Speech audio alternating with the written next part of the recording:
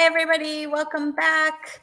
Hopefully you all made it back over to the new link. Again, I am Jen Rodriguez, mom of a kidney transplant recipient. And first up, we have Dr. Stephen Zangwill. He is the medical director of heart transplant and heart failure at Phoenix Children's Hospital. He has been working in heart transplant for the past 20 years. Good afternoon. I'm Dr. Stephen Zangwill from Phoenix Children's Hospital, and I want to thank you for inviting me to talk to you today. I'm going to try and help you have a better understanding of rejection in the pediatric heart transplant recipient. So first, we'll start with some basic immunology. I think Dr. Hooper will get you started with this and give a few more basic concepts that I'm going to go into here. Then we'll talk about rejection. What is rejection? Why does it happen? We'll talk about the types of rejection, how we differentiate, and some of the treatment options that we have, and then a little bit about surveillance. How do we identify rejection before it causes a lot of damage? So to begin, allorecognition. This is when the recipient's immune system recognizes the transplanted organ as non-self, as foreign, and begins a targeted immune response. Tolerance. This is the holy grail of transplant. This is what we're all trying to achieve. We want to get to a point where, despite allorecognition, the recipient immune system mounts no clinically relevant antagonistic immune response. And we will get there one day. T cells. T cells are a type of lymphocyte or an immune cell that acts to carry out the cellular immune response. And these cells also act as antigen-presenting cells to B cells. And I say that because it's just an introduction to the concept that the immune system is incredibly complicated, and we really simplify things when we talk about T cells causing cellular rejection and B cells causing antibody-mediated rejection. I mean, there's something to it, but it's just not that straightforward. So B cells are the type of lymphocyte that makes antibodies, and so they are largely involved in antibody-mediated rejection. HLA antigens are markers on cells that are determined by parental DNA, and they define immunologic self. So your immune system uses these markers to be able to tell the difference between self and foreign antigens. And finally, antibodies are proteins produced by B cells that target specific non-self antigens, whether that be markers on an organ transplant cell or a virus, and they lead to damage or destruction of those cells. Here's a little cartoon just to show you how we think of antibodies binding to the antigens that are on the surface of foreign cells. And they therefore mark the immune system to direct an attack at those cells. When those antibodies are directed specifically against the antigens of the transplanted organ, we call those donor-specific antibodies, and we call them DSA. And these are antibodies against the donor antigens, and they form the basis for some types of rejection, and obviously in particular antibody-mediated rejection. So what is rejection? Well, that's what happens when the recipient's immune system identifies the donor heart as foreign and mounts a response against it. Right? Again, the immune system is really complicated, and there's many interactions between different types of cells. And so it's very simple when we say B cells produce antibody-mediated rejection and T cells are cellular. It's way more complicated than that. And so, here's just a cartoon of the immune system. And so I've marked off the B cells and the T cells, but you can see all of these other types of cells and all of the mediators or the cytokines that direct how cells interact with each other. I mean, people spend their whole career trying to understand a single one of these cytokines and how it binds to a particular receptor. So it's really very complicated. And quite frankly, I don't think anybody understands all of it. But quite frankly, if anybody does, it's probably Lori West. But I'll move on. So symptoms of rejection. Unfortunately, they can be nonspecific. Stomach upset, fatigue, shortness of breath, typical intercurrent viral illness symptoms. They can be more cardiac, or what we think of as cardiac. So your heart racing, dizziness, shortness of breath, out of proportion to activity, edema, swelling, and these are more obvious to think about a primary rejection or cardiac problem. And rejection can happen at the same time as another illness. Patients get a GI illness and they're having some vomiting or diarrhea. They're not keeping their meds down, and now your immune system is activated by a gastroenteritis, and your immune levels are low, and you can get rejection. And that would be particularly mixed and confusing in terms of symptoms. So we always have to be really aware. And of course, rejection can be asymptomatic. That's why we do these biopsies during the first year in particular. And we do what we call protocol biopsies. So we do them on a schedule, and not because we're seeing something that's particularly worrisome. And that's acknowledgement that rejection can happen with no other specific signs or symptoms. So let's start talking about the different types of rejection. First, we'll talk about acute cellular rejection. We think of this as T-cell mediated. There's a grading scheme for when we look at the biopsies, so we can classify it and all talk about the same terms. This scheme was revised in 2005. And as one of the older transplant docs, I still think in the old system, and I actually think there were advantages to that. So my pathologists grade all the biopsies in both systems. I'm sure they really appreciate having to do that. But anyway, so the new system is intended to be simpler, and it is: none, mild, moderate, severe, 0, 1R, 2R, 3R. 1R is mild rejection. We see T cells invading the myocytes and around some of the blood vessels, and they clarify this as one area of myocyte damage.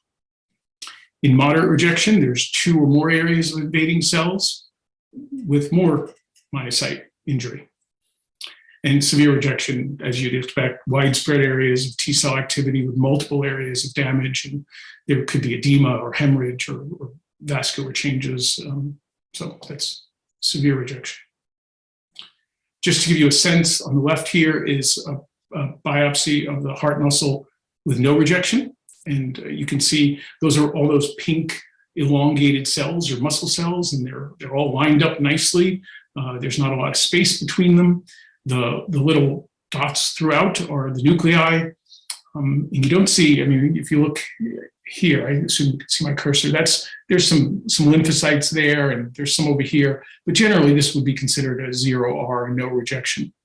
Over here, obviously, you're seeing a lot of disruption. There's lymphocytes, these other darker stained dots throughout are lymphocytes, and we have special stains so we can tell whether they're T cells or B cells or macrophages or other things.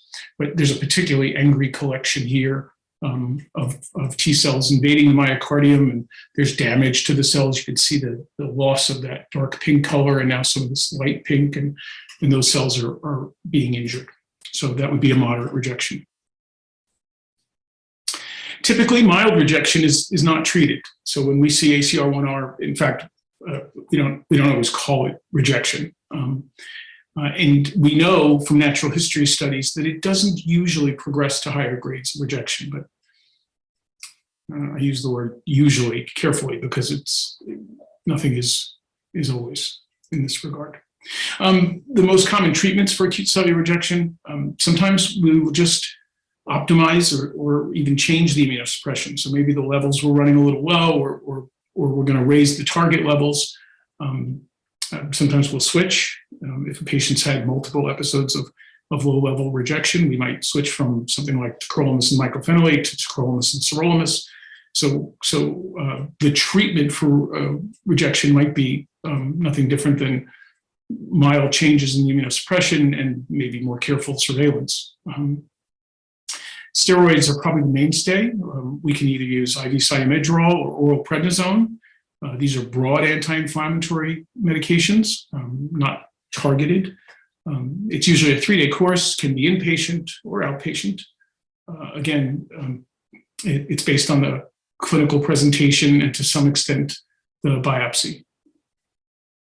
Finally, sometimes we can use thymoglobulin, which is a polyclonal antibody. It's actually obviously a much stronger treatment, It will destroy T cells and other cells too. It's polyclonal, so it targets a number of things in the immune system. It's given inpatient as an infusion over 4 to 6 hours, typically once a day for a couple of days.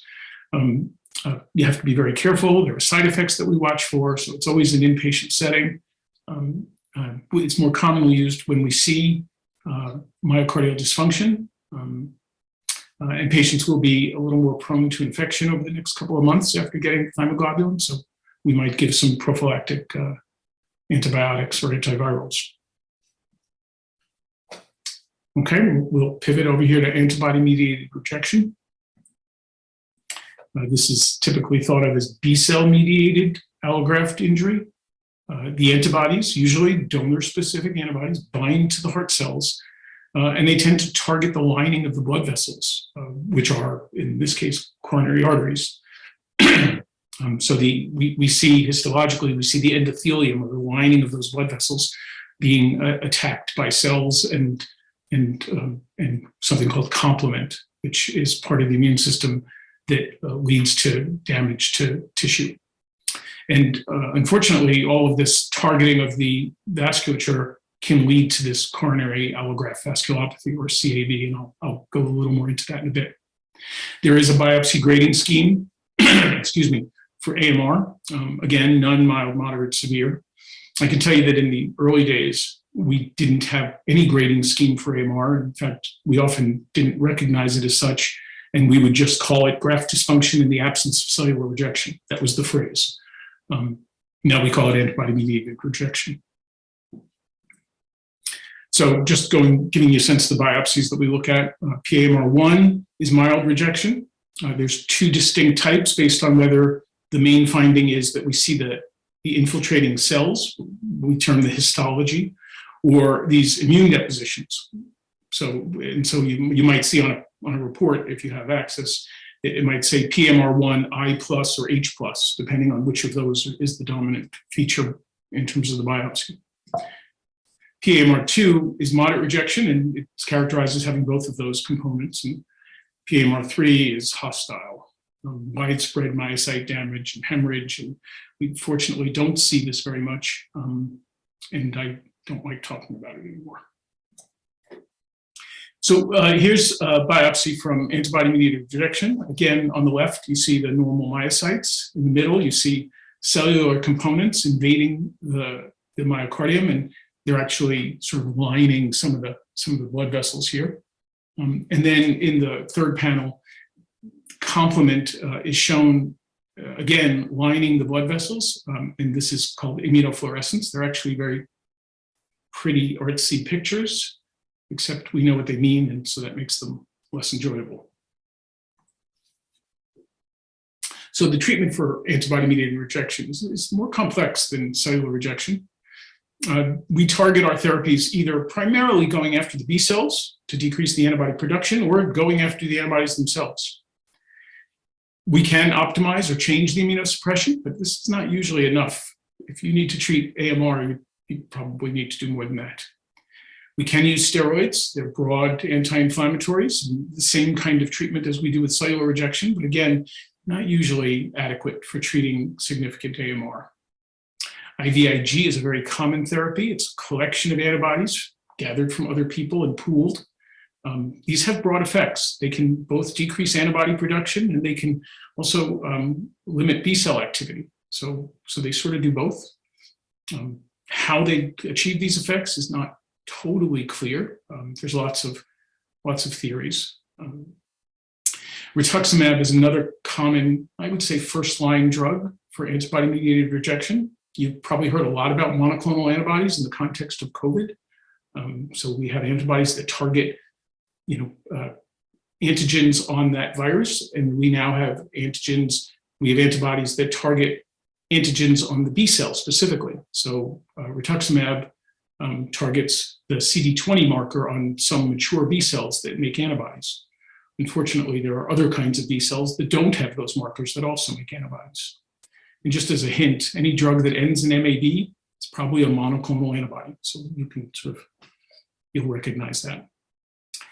Another therapy, not usually first line, is plasmapheresis. This is where we use a machine and we kind of wash the blood to remove the antibodies. So we have an IV and the blood comes through out to the machine. We remove the liquid portion, which includes all those antibodies, and we give back essentially clean liquid portion. So that might be plasma or it might be albumin or some combination. And then another drug is bortezomib.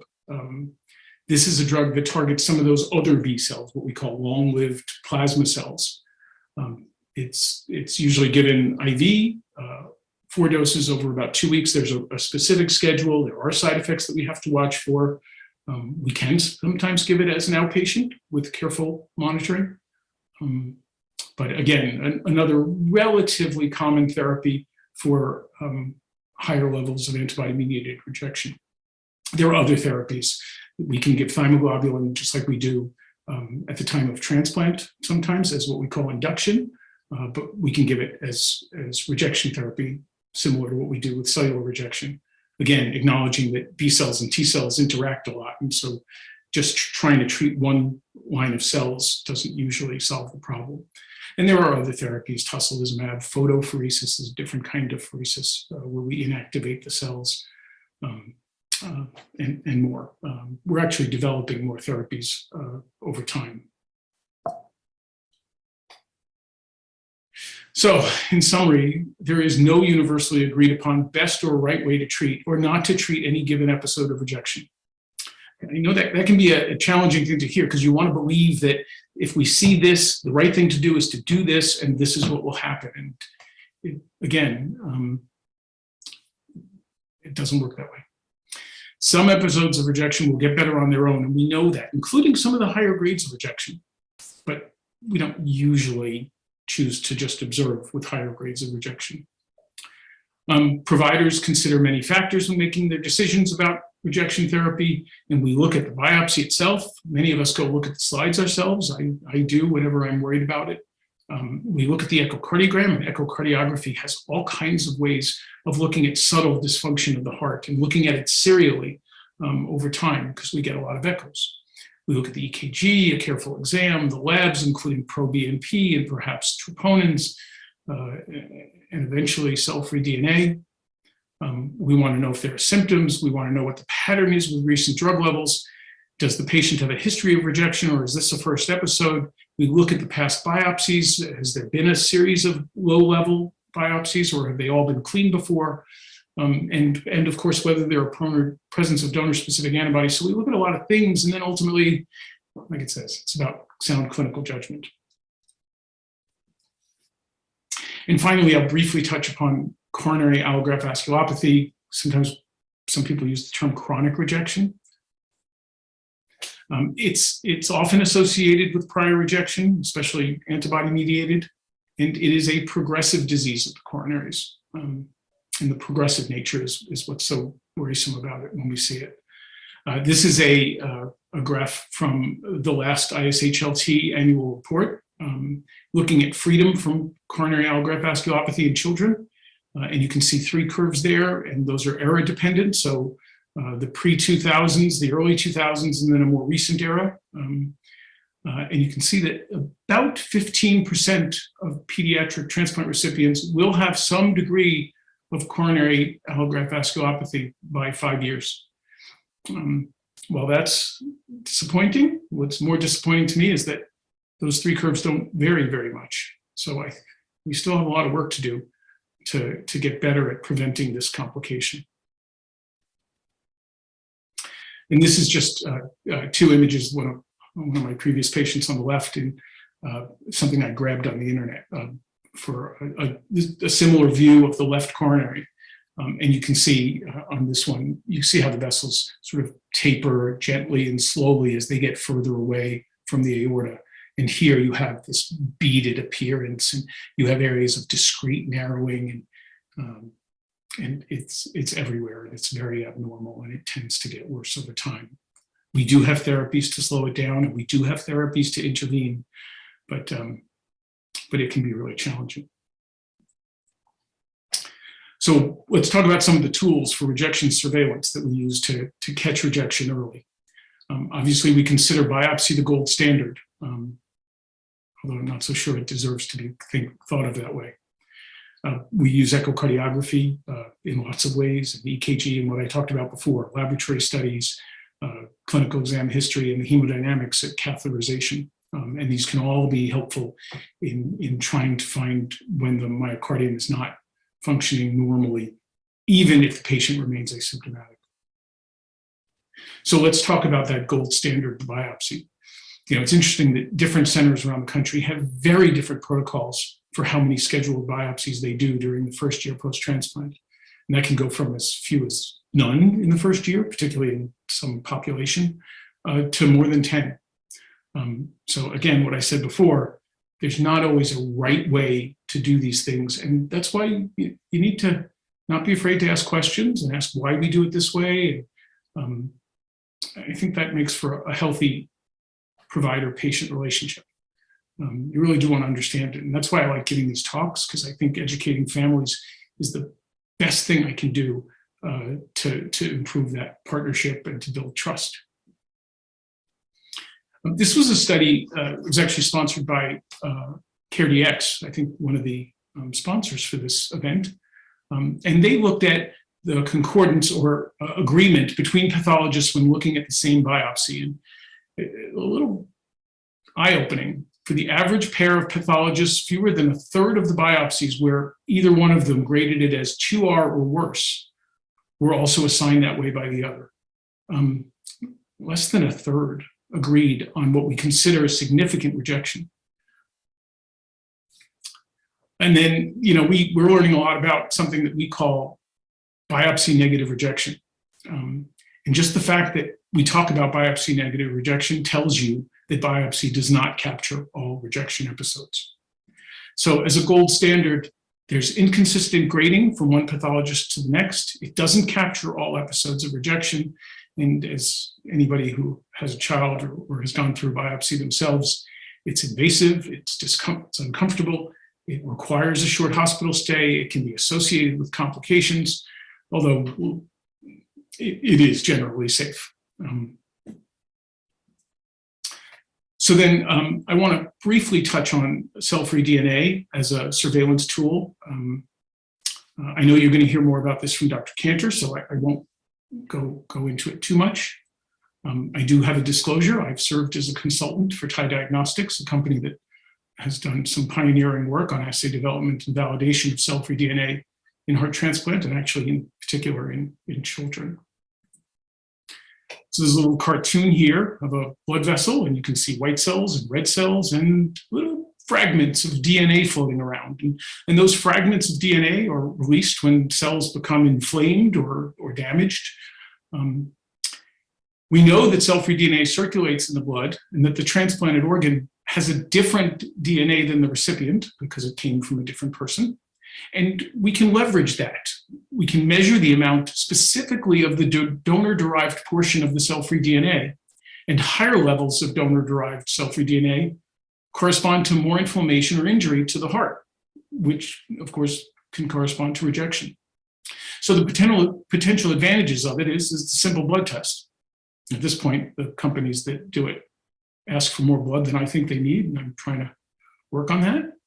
It has a high negative predictive value, and that's probably the biggest advantage, is that when the test says that you do not have rejection, you probably don't.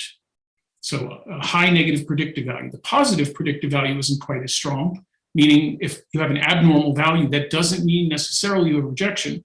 But when you combine that with other signs and symptoms, we would make decisions based on that, whether or not you need a biopsy at that point. But the goal is to minimize, not eliminate, but minimize the number of these biopsies that we do on patients who don't have other clinical evidence of rejection. And there are a number of further validation studies in pediatrics ongoing. So what's the best test to detect rejection in the early stages? I had animated this slide, but it didn't quite go how I intended. It's a trick question. There is no best test. So the best way is to use all the tools.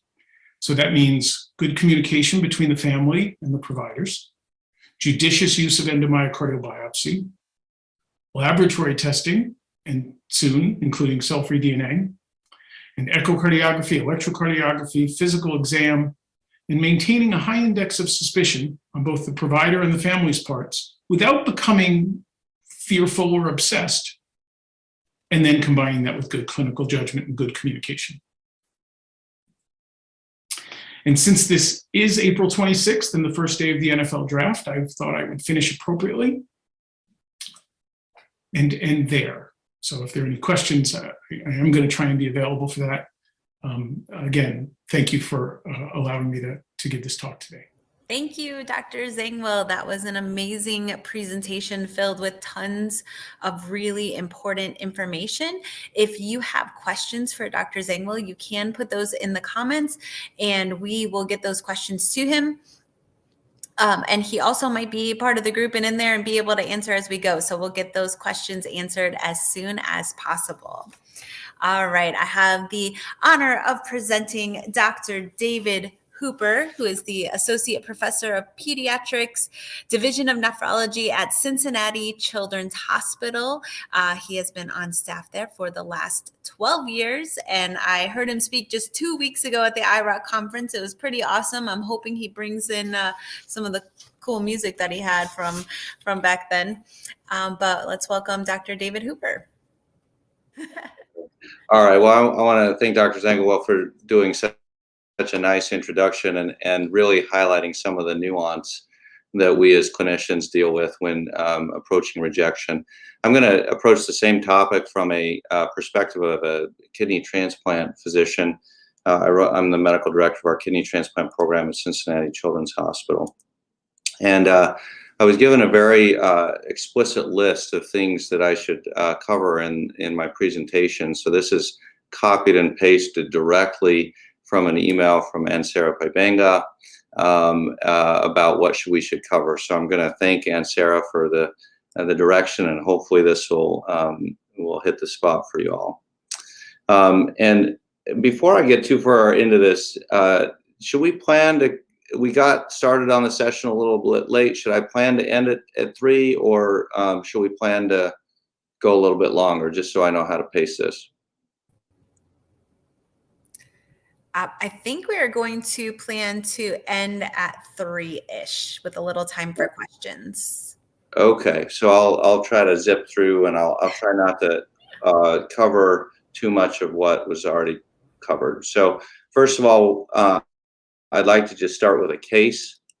This is a 16-year-old with 3.5 years after his kidney transplant. He came into clinic and his creatinine was elevated at 1.3 from a baseline of 1.06. And so the question is, what could be going on, and how should we work this up? And so when I'm talking to patients and families, residents or fellows, I talk to them about the 5 TIONs, or the 5 shuns of acutely elevated creatinine. And this is really what clinicians are thinking about. So those of you that take care of children with a kidney transplant or have one of your own, this will hopefully give you some insight as to what the team is thinking when your creatinine is elevated. The first shun is dehydration. It turns out that the kidney, when transplanted, is less good at responding to mild dehydration. So even mild dehydration in a kidney transplant patient might elevate the creatinine, whereas mild dehydration in a non-transplant recipient may not do that. And so that's usually the first thing you'll hear. How have you been drinking?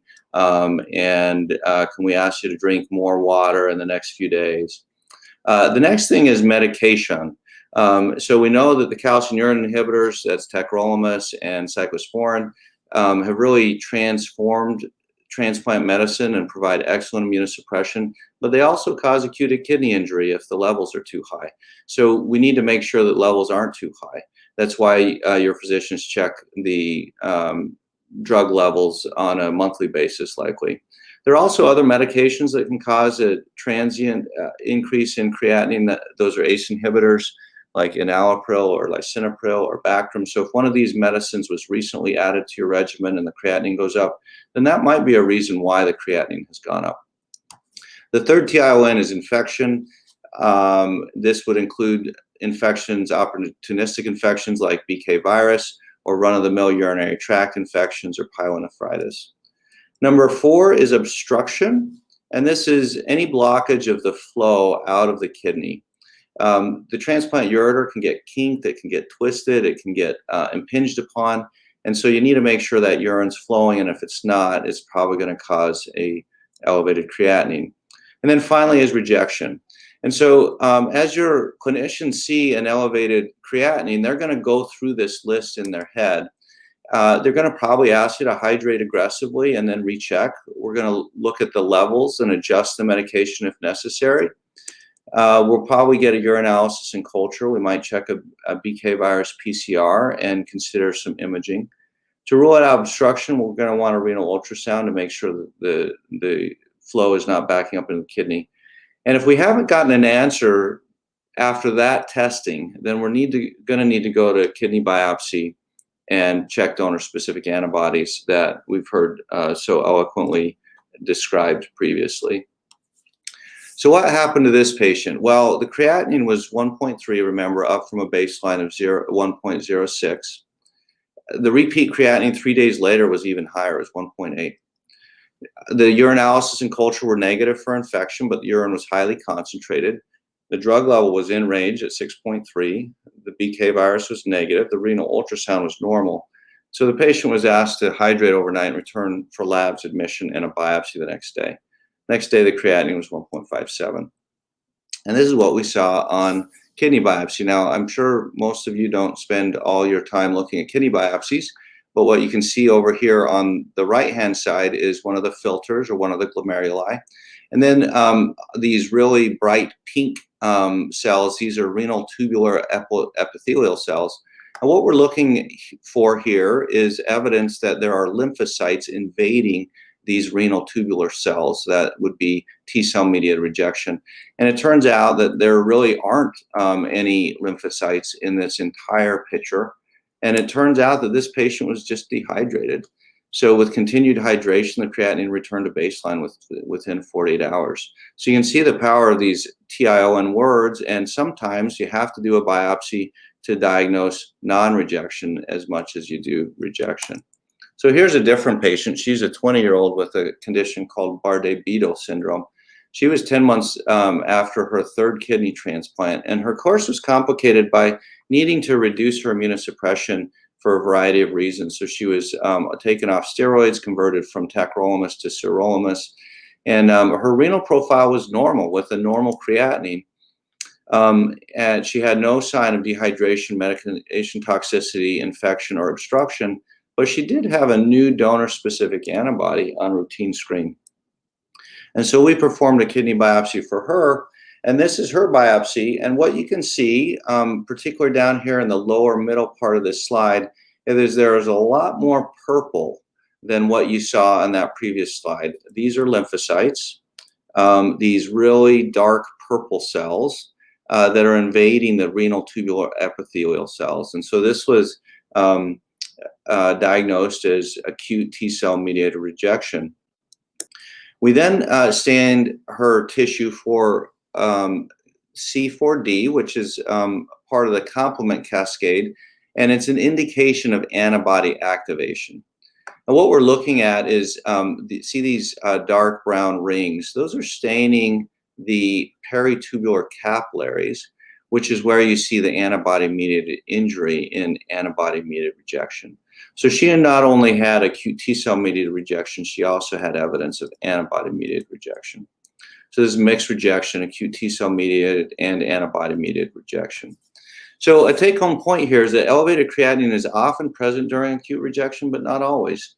And so we consider biopsy for new proteinuria and or new donor-specific antibodies.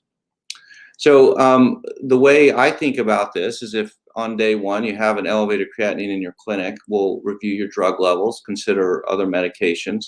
We'll have the patient engage in aggressive hydration, oral or IV, and return in 2 days for labs. At that point, we can check for BK virus and any other lab work we might need, including a donor-specific antibody.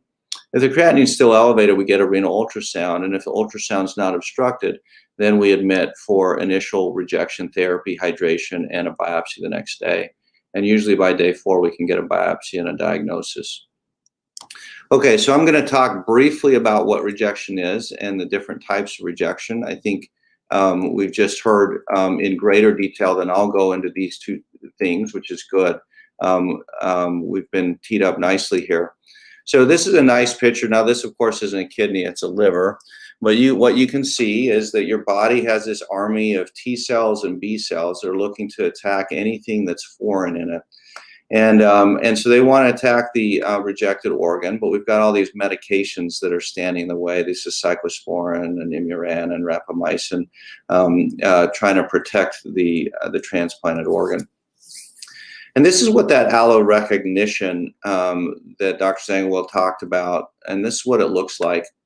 You've got these things called antigen-presenting cells, which take little pieces of the donor organ, and they present it to the immune cells in the host response. And you can see that from the APC, or antigen-presenting cells, or the donor cells can also do that. And if the recipient's immune system then sees that proteins from foreign organisms are being presented, it activates these helper T cells, or these TH cells, and they start releasing molecules or chemicals that cause proliferation of the immune system down several different pathways, actually. But the two that we're going to highlight here is, one, the cell-mediated rejection pathway, going from helper T cells to these TCs, or cytotoxic T cells. Those are the lymphocytes I showed you in the renal tubule cells, attacking those renal tubule cells. This can also activate the B cell pathway that results in the production of antibodies and antibody-mediated rejection. And this is what it looks like. This is from a picture from Phil Halloran back in 2004. And we've got, and it starts here where we've got our organ transplant. And you've got host donor antigen presenting cells that pick up tissue from the donor transplant, and they move that tissue into the lymph nodes, where they start telling their neighbors that there's a foreign object in the body, and those neighbors tell their neighbors, and they recruit the army then to home back to the organ, where they start causing inflammation, and that looks like endothelial arteritis or interstitial infiltrate with tubulitis, as I showed you in those pictures. And so the whole point of immunosuppression is try to subvert that cycle and prevent that injury. Okay, so how do we determine rejection? Well, let's talk about that. So what are the symptoms of rejection? Well, the bottom line is usually it's asymptomatic. And if you wait for symptoms, you're really too late. We'd like to pick this up early. The symptoms of kidney rejection are often kidney tenderness, fever, body aches. There are a number of things that we can do to screen for rejection. That looks like elevated creatinine, high blood pressure, new donor-specific antibodies, or new protein in the urine. All of these could be an indicator of rejection. They could be an indicator of lots of other things too, and so it does require some high index of suspicion and taking all the data. So what's the gold standard of diagnosis? Is to do a kidney biopsy. In that kidney biopsy, we're going to sample 20 of the million filters in the kidney. It is the gold standard. The complications are pretty minimal. There's about 1 in 20 patients will have self-limited blood in the urine for about 24 hours before it resolves. More significant bleeding will occur in somewhere of less than 1 in 100. You can get an arteriovenous fistula that connects an artery within the kidney to a vein. That'll happen in 1 in 20 to 40, but this usually resolves without complication as well. And then you can have an injury to another organ, but that's exceedingly rare and not common enough even to put a number to it.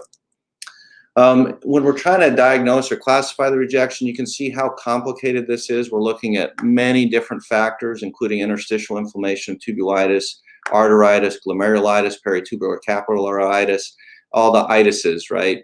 And then we can classify each of those itises by how severe it is. And that leads to basically a classification. So what I want to do now is just compare these kidney specimens. When I was learning to read kidney biopsies, I was told you got to look at the ratio of pink to blue to white. And it turns out that you want a lot of pink and not a lot of white or blue. And you can see that when you're having T-cell mediated rejection, there's a lot more blue. Those are lymphocytes invading this patient's tissue. This is a grade 1B cellular rejection.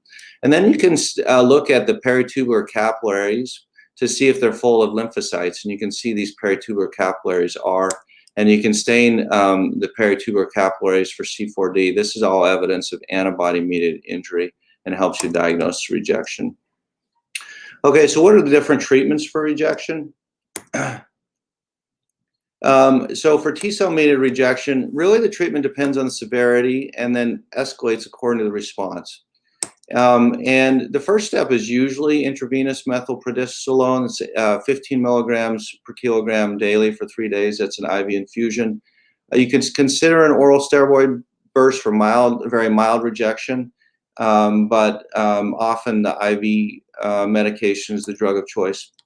That will treat most acute T-cell mediated rejection, but if it doesn't, you can escalate to intravenous anti-thymocyte globulin. This is a polyclonal antibody that kills T cells, it kills lymphocytes. You'll receive an infusion that takes 4 to 6 hours daily for somewhere between 5 and 14 days. And this is like getting a new transplant. This is the same medicine that most centers use for induction of the transplant. So if you're getting this medication, you need to go back on infection prophylaxis and isolate for 2 to 4 weeks, or 4 to 6 weeks, sorry. And of course, you need to increase the baseline immunosuppression, including assessing for adherence. Is the patient taking their medication? If you identify this early, you can almost always successfully treat it. The kidney function may return to baseline, but there may remain some mild injury. But future rejections are more likely because the immune system gets activated. And if the rejection is resistant to the thymoglobulin, you can consider other treatments like high-dose tacrolimus or graft irradiation. Okay, so antibody-mediated rejection, as has been discussed, is a little bit more difficult to treat than T-cell mediated rejection. There's really no gold standard, and there's a lot of variation among centers. But usually the approaches combine any of the following, right? So first of all, you got to clear the existing antibodies. You can do that through intravenous immune globulin infusions or plasmapheresis or both. You can prevent new antibodies from forming using rituximab or other anti-CD20 therapies. Those are anti-B cell therapies. And then bortezomib or other proteasome inhibitors or other agents that are anti-plasma cell therapies. So the bottom line is you got to clear the existing antibodies and you got to prevent new antibodies from forming. And usually, if you diagnose this within the first year, you can get rid of those donor-specific antibodies. And this is why most programs screen for donor-specific antibodies. So, and a cornerstone of all treatment of rejection means you need to address medication-taking behavior. Is the patient taking the medicine, and are they taking it on time? Now, because we got going a little bit late, I'm going to have to zip through some of this so that we can get to the punchline here. I'm not going to go into this because I think this topic's already been covered nicely. The future is using urine or blood biomarkers, maybe some imaging techniques. I'm going to skip these slides here. I'm going to agree with Dr. Zangwill that the best approach is a combination of biomarkers, clinical indicators, and biopsy for diagnosing rejection. I think we've already talked a lot about donor-specific antibodies. I think the more important thing is, finally, how can I help my child avoid rejection? And I think this is a really important discussion right here. And this is the best I know how. First, start early to empower your child in their medication-taking behaviors. What does this mean? Help them from an early age take pride in taking their medicines, knowing their names, understanding their condition, and viewing this as something that makes them special, and it makes them cool to have mastered and understand the complexities of their condition. Throughout their childhood, slowly back off on how much you hover. And this is where you might get into trust but verify, right? So give them a little space to take their medicine before intervening, and give them, rig the system so that they can get some early wins, and you can use positive enforcement rather than punishing. Develop a healthy dialogue around medication taking behavior. Don't be punitive or get them in trouble for missing doses. And the reason is because maybe that helps them not miss doses right now, but what you really want is a child that will talk to you about what gets in the way of them taking their medicines.